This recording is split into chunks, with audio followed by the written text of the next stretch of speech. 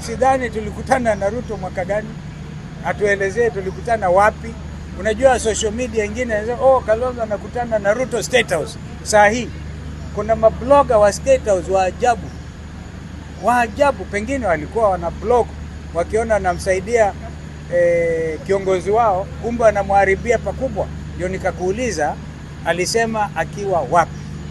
But if you are offered an opportunity to join the government, will you grab it? Not this government. This one we have to take home. Tena mapema sana. Oh, the commitment is amazing. And we are doing it with the Kenyan people. Kumbuka hashtag Ruto must go. Hiyo ndio hashtag. Sasa niungane na watu wanaenda nyumbani? Hapana, sio waliana wewe kwamba kila kuchao ni ufisadi.